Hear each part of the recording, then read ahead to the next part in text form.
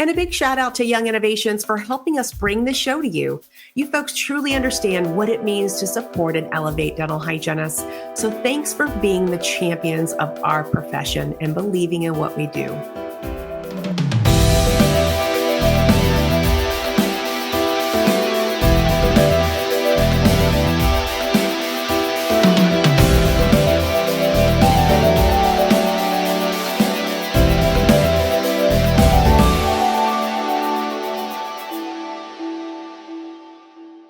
Welcome to the Dental Handoff. I'm Dr. Kelly Tanner, and I have with me Michelle Prince. Many of you all have met her at RDH Under One Roof this past year, and that's where Michelle and I met, and she is such a light in this world. Michelle, welcome to the Dental Handoff.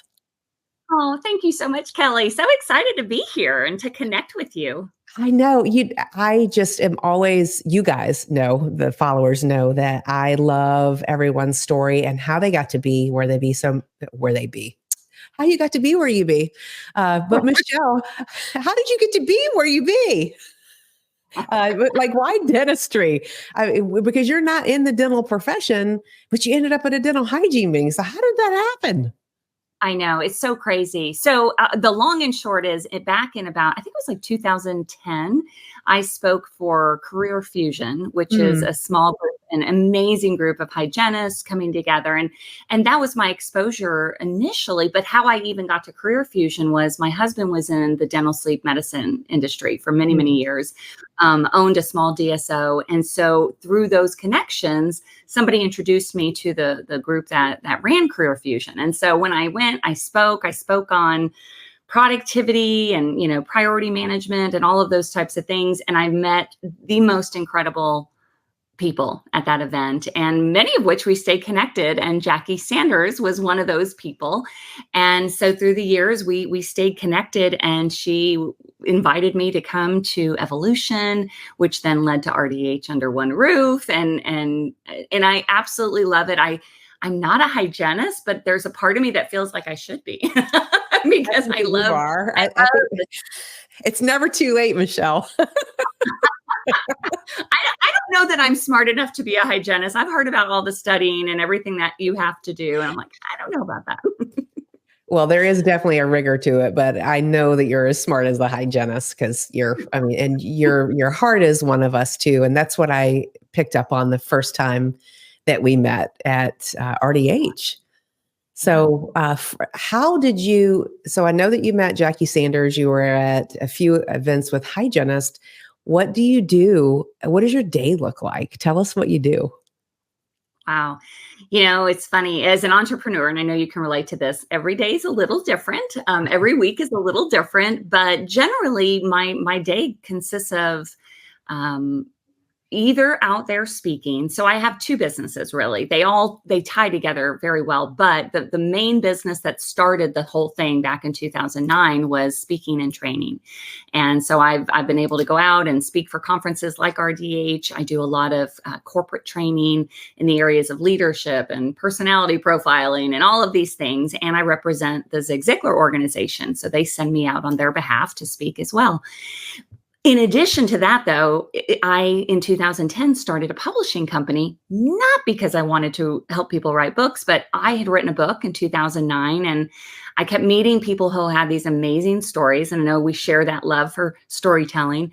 And that just very organically grew as, let me help you. And before I knew it, I was teaching people how to write a book and publish a book. And so the rest of my day consists of talking to our authors and helping them to figure out their story and, mapping the whole thing out, or helping them to launch a book. Or so literally looking at my calendar every week, it's different. Some weeks it's highly in the areas of speaking and training, and other weeks it's highly in the area of the publishing side. But I'm very grateful I get to do both.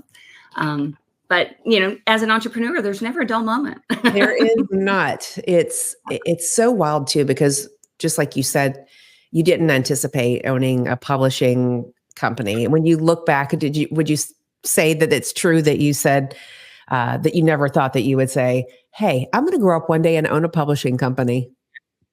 Let me tell you this, my teachers would agree that I am not the person that would have. I was so like, I could barely even spell, let alone, write. And I never really liked reading. So it was so ironic. But this is why I'm passionate about helping people's stories is you don't have to be a good writer to be an author. You just have to know your story and be willing to share it with others. And if you do have the heart to make an impact and help others, you got to tell your story. Mm-hmm. So for me, it's less about publishing and all that. That's just the means to an end, and more about the story behind it. But we all have one, and that's what podcasting is, right? We're sharing our story. I guess I never thought of it like that. But so tell me about how you got in with Zig Ziglar. Zig is like a household name. I know from my generation, previous generations. How long has he been speaking and training? Well, gosh, so he started, in the 70s. He passed away about a decade ago. Mm-hmm. But it's a long, crazy story, and I'll make it really brief. But Zig Ziglar, was an icon he was a motivational speaker, author. He wrote over 40 books. He was known for sales initially, and then that really bled over into more motivation, personal development. Well, my parents, true story, when I graduated high school, my parents wanted to give me something really big, and I in my mind, I'm making it up that I'm getting a car. Like I just knew I was getting a car. Instead, I'll never forget the day they present me with a ticket to a seminar. Now, granted, it was an expensive seminar, but it was not my idea of my graduation gift. So I went kicking and screaming to a Zig Ziglar conference. But by the end of the 3 days, I was transformed. Like I was so in awe of him, and not even just him as a person, but what he was doing, motivating, inspiring, encouraging people. And true story, at 18 years old, walked up to him at the end of the conference, getting ready to sign my book. And I was like, Zig, I'm going to work for you one day. You just wait and see. And he just smiled. And I can't explain it, Kelly, other than, have you ever had an experience where you just know that you know something, but you can't explain it. And it's certainly not. And it was almost 5 years later to the day that I ended up working for him, not because I set out to make a plan. I literally, my first job out of college. So that seminar I went to was the weekend before I left for college. Fast forward 4.5 years later, I graduate. I'm selling copiers. It was the worst experience of my life. But I cold called accidentally on the Zig Ziglar Corporation. And back then, cold calling was going.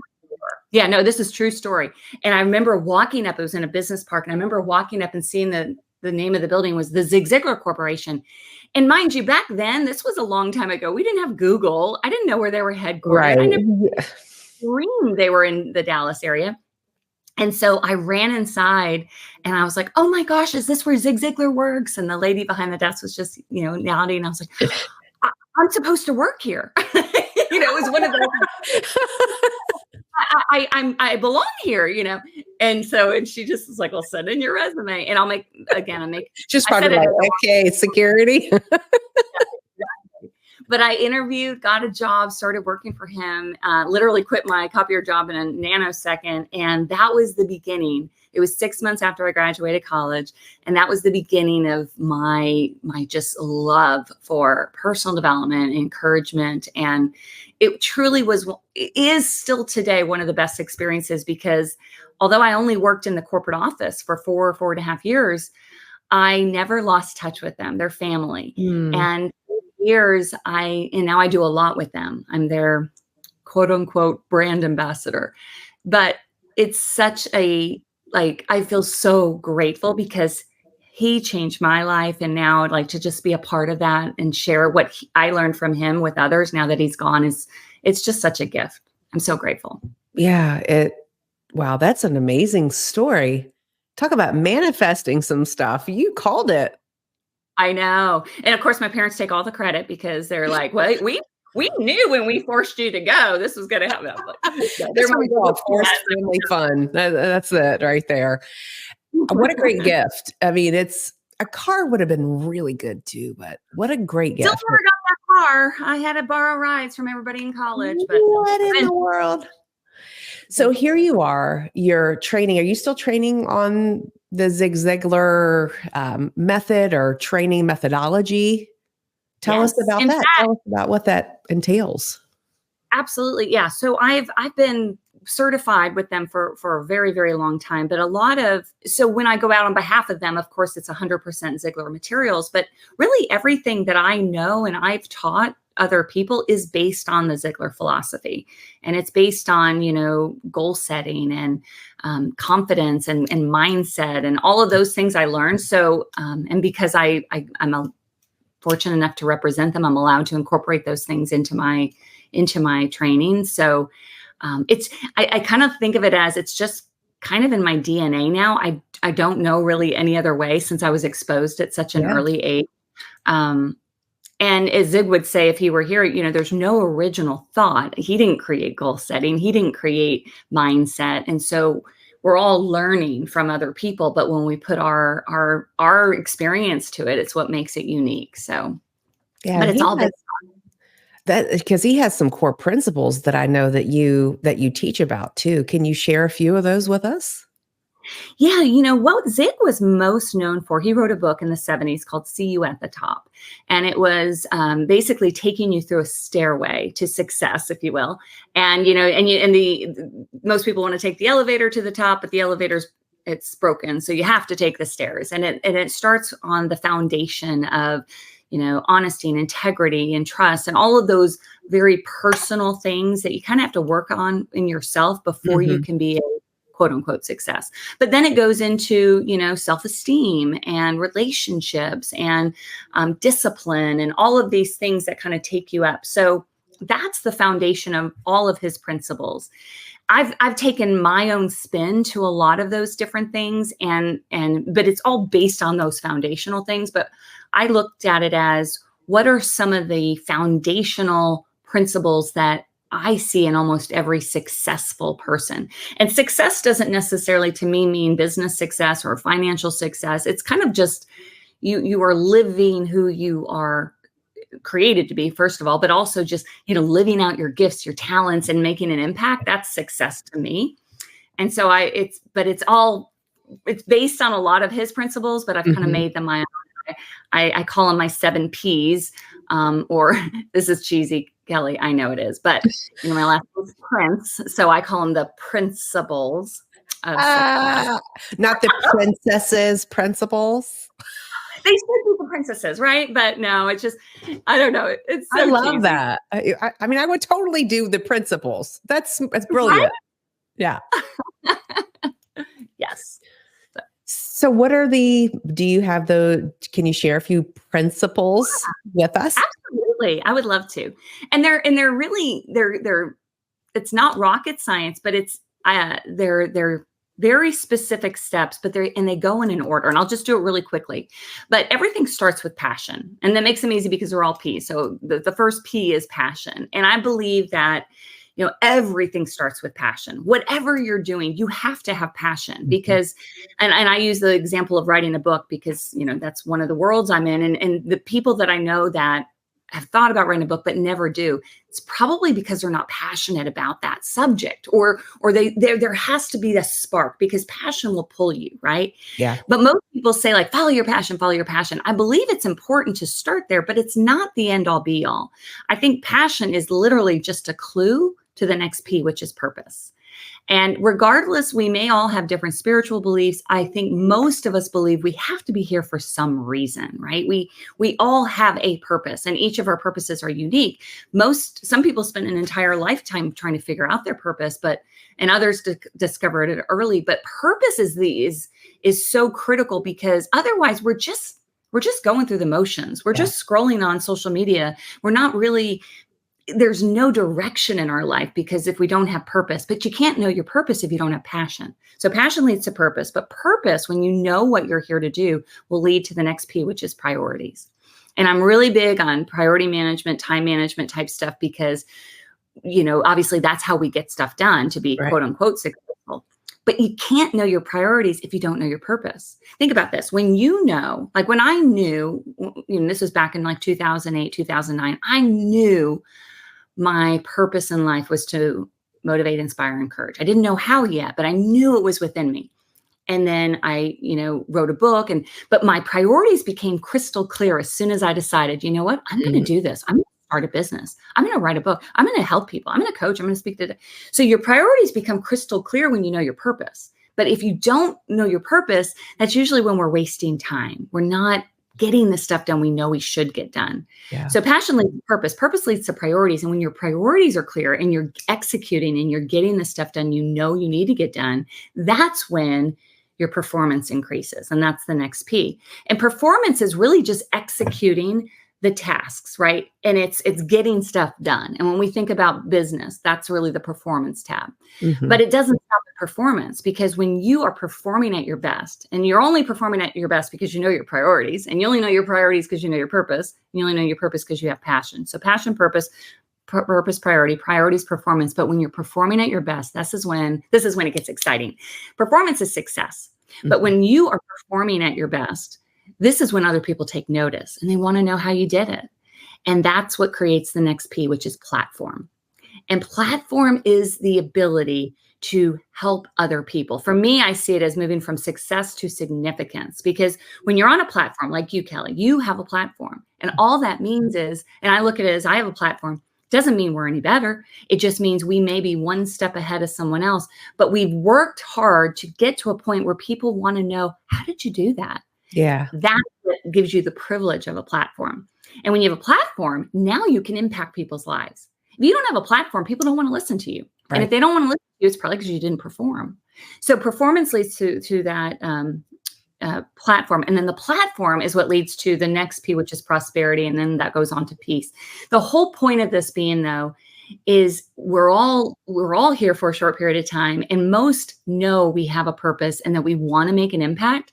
And so it goes in that order. First, figure out your passion if you don't know. Then your purpose, then figure out your priorities, then execute a plan to perform, then perform so you have a platform and can share what you know so that you can prosper and help other people make an impact on the world and have peace ultimately at the end, going to bed at night knowing you've used all your gifts and you've done all you can do to be the best version of you. Yeah. Those are the 7 Ps. Wow. There's a thread through all of it. And you're exactly right. You have to have one before you have the other, because I remember people would say to me, how did you get to where you were? And my answer is that I always followed my passion. Took it back to that one. I'm like, I didn't know what it was going to be, because Michelle, I'm sure you talk to a lot of folks too. And even in your life, that one passion leads to something, opens up to something else that I'm passionate about. But I'm like, ooh. And I have to tell people about this. This exists. Who knew that? Okay. Other people need to know that. And which therein lies the whole training and education and spreading that in perpetuity, because I can't hold on to something. I have to share it. And not because I'm the expert at absolutely everything I'm sharing, but to open people's minds to what else could be possible that they haven't thought of. Yeah. And you know what gets me excited about all this is I don't usually mention this part of it, but you said you follow your passion. I think, and I did too, but I did not know the next step. Like, it was literally, you take one step and then a door opens and then you go through that door and then another door is open. I remember saying all the time, like, doors open for me that I did not even know existed, yes, let alone plan for. So when people ask me, like, well, how did you decide to start a publishing company? I'm like, are you kidding me? I didn't. Never in my plan. But I do think go with your gut. Like, I think inside we all know. I think that fear monger creeps up a little, or at least it did for me. But we know that intuition of, like, maybe I should do this. For me, it was, I should write a book. Maybe I should do. And when you go through that door, another one opens and then another. Yes. Because do you believe in the law of attraction?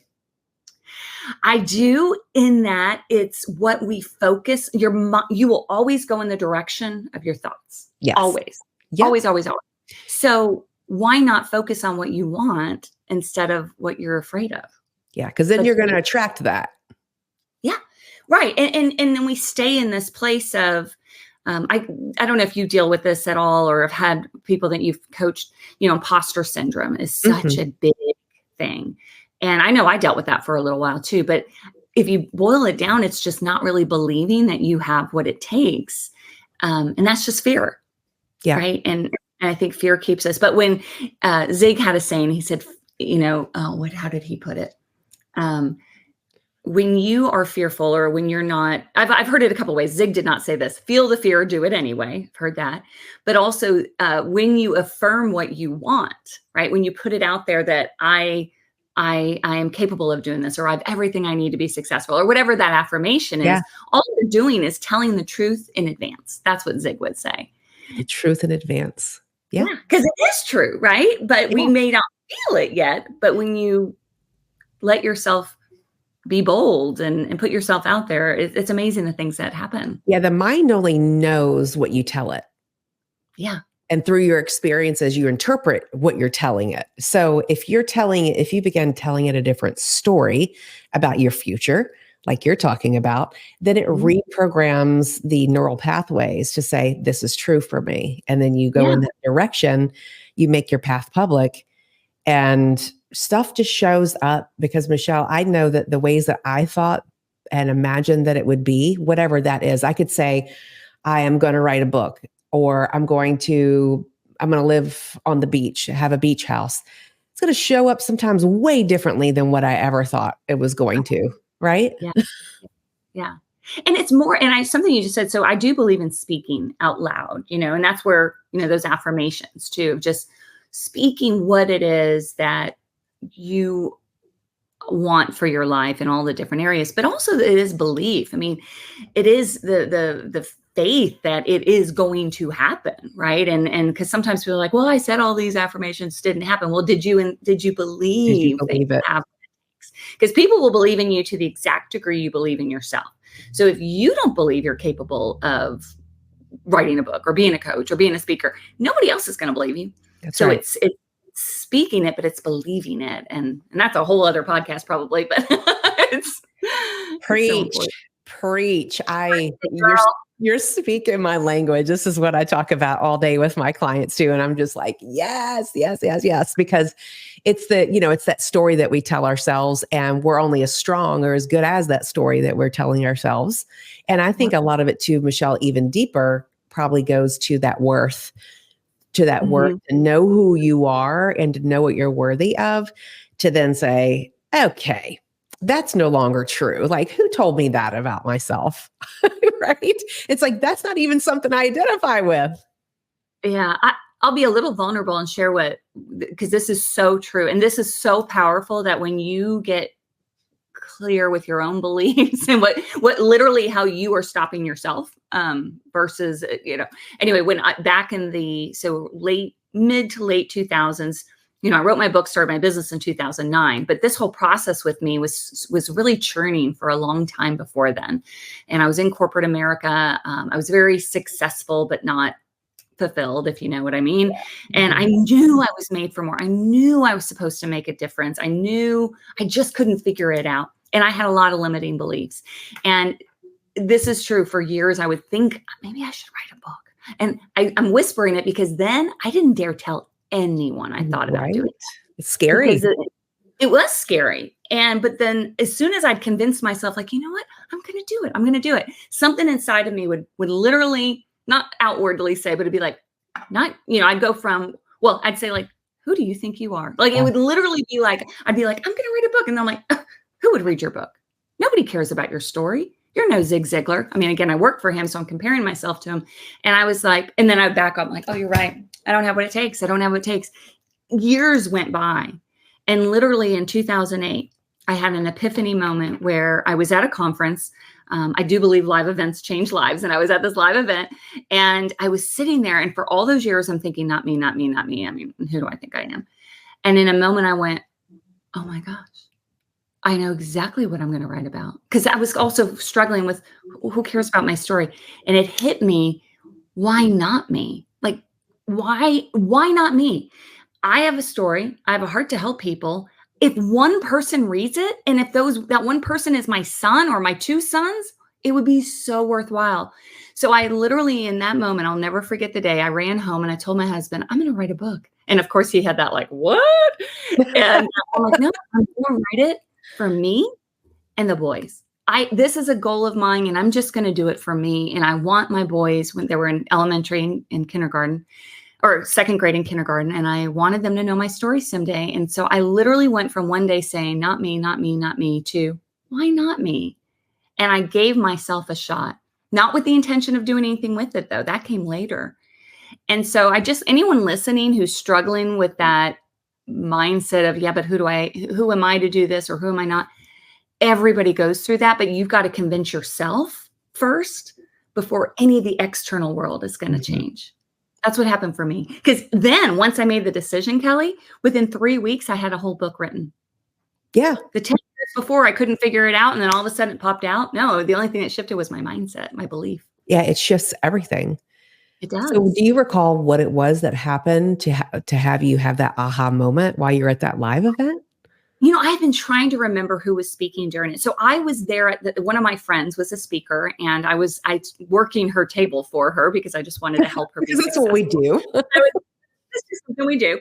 And I remember being at the back of the room thinking, like, I met somebody there. This is so funny. I remember this. I met somebody there. He gave me his business card, and his title was author, speaker, coach. And I remember saying, oh my gosh, I would do anything for that to be my title. Meanwhile, I'm working in software sales, very successful, don't get me wrong. But I was like, oh. And I think it was about an hour later, I was like, there is nothing different about this person than me. And if they can do it, I can do it. And it was just one of those, like, I don't know. It literally, I can't pinpoint the moment, but it was something that just shifted in me. And from that moment on, so I'm going back to the passion part of this. I got so excited about the idea of, I'm just going to write this book for me. Like, I can't wait to see now what's going to come of it, because I have no pressure. No one's going to read it. And my kids someday. But I had so much passion. And I got it all done in 3 weeks. Now, it took longer to publish it, but it was I have never felt more alive and more in my own skin than in that period of time, because I was finally just being me and not worrying what people thought. And I do remember the reaction of many people, like, you're writing a book? And I'm like, yes, I am. And I'm like, and I'm okay if my boys are the only ones who read it, but I have to do this for me. And it was just so serendipitous the way it all worked out with, as soon as we did publish it, it took off and it hit bestseller, and it opened up all these opportunities for me to speak and coach and be an author. So my title, author, speaker, coach, came instantly as soon as I actually decided to take a bet on me. Yeah, you took action on your belief. Yeah. Because everyone has the ability to, but it's something. There was truly a block in me that I just didn't believe I had what it took, and that was a mindset. That's not truth. That's not truth at all. I had what it took. Yeah, everyone else but me at the time. So that had to shift in order for me. Can I add one more thing? And I know I'm talking a lot here. No, this is about you. No, I love this. I know, but hang on every word. I feel like somebody needs to hear this. It was a good 9 months before that event that the same friend who was out there speaking, she was also getting her coaching certification. And part of her certification, she had to coach a certain number of people for free. Right. And I, of course, as a good friend, I was like, of course, I'll be your guinea pig. And we went through it. Now, I worked for Zigler. I knew all the stuff she was going to be coaching me on. So it was kind of like, oh, yeah, of course, we'll do this. But you know what I discovered in that training was my mindset was messed up, my beliefs. So we focused a lot on beliefs, and I really got clear on my negative beliefs were likely holding me back. So I was working on that the months prior to that aha moment.